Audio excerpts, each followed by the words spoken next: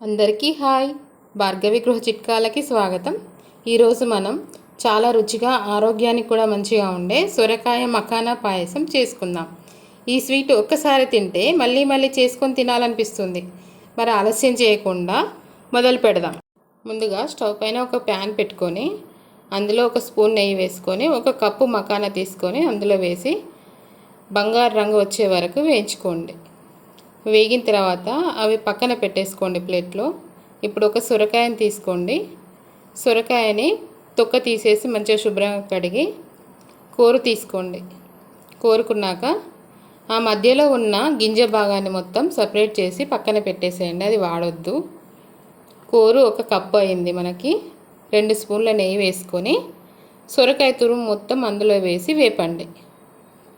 అది కొంచెం పచ్చివాసన పోయేంత వరకు వేయించుకున్న తర్వాత అందులో నీరు కూడా ఈరిపోతుంది. అదంతా సిమ్లోనే పెట్టి చేసుకోవాలి. ఇప్పుడు అది మొత్తం ఫ్రై అయింది.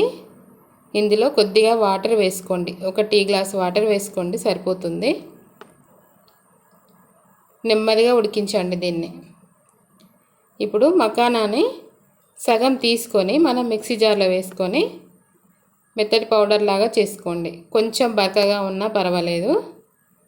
అక్కడక్కడ పలుకుల్లాగా మనకు తింటుంటే బాగా వస్తుంది, తినడానికి రుచిగా తగులుతుంది.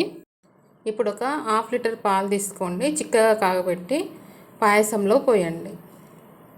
పాలలో ఉడుకుతూ ఉంటుంది, అప్పుడు కలుపుతూ ఉండాలి. చిన్నగా పెట్టుకోండి స్టవ్. ఉడికిన పాయసంలో చక్కెర కలుపుకోండి. ఒక కప్పు కలుపుకోండి. మీరు తినే తీపిని బట్టి కలుపుకోవచ్చు. చక్కెర కరిగిన తర్వాత అందులో మనం ముందుగా కలిపి మిక్సీ పట్టుకున్న మఖానా పౌడర్ని కొద్ది కొద్దిగా వేస్తూ కలపండి, ఉండలు కట్టకుండా. ఇది వేయడం వల్ల చిక్కగా క్రీమీ లాగా వస్తుంది పాయసం మొత్తం. ఇది మనకు మిల్క్ మేడ్ వేసిన దానిలాగా ఉంటుంది, టేస్ట్ కూడా బాగుంటుంది ఇట్లా వేయడం వల్ల. ఇప్పుడు డ్రై ఫ్రూట్స్ని వేయించుకొని కాజుని బాదాంని వేయించి నేతిలో వేయించి అందులో పాయసంలో వేసుకోండి.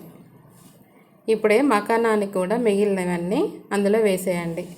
ఈ వేడి పాయసంలో వేస్తే అవి మెత్తగా అయిపోతాయి. ఇప్పుడు స్టవ్ ఆఫ్ చేసుకోవచ్చు. ఇవి తినడానికి చాలా మెత్తగా అయి రుచిగా ఉంటాయి. ఈ పాయసం ఇంటిల్లిపాదికి పిల్లలకి పెద్దలకి బాగా నచ్చుతుంది. ఒక్కసారి చేసుకుంటే మీరు ఇంకా వేరే పాయసాన్ని చేసుకోరు, ఇదే మళ్ళీ మళ్ళీ చేసుకోవాలనిపిస్తుంది మీకు. చాలా రుచిగా ఉంటుంది. ఇది మీకు కనుక నచ్చితే లైక్ చేసి షేర్ చేయండి. Like, share and subscribe to my channel Bhargavi గృహ చిట్కాలు.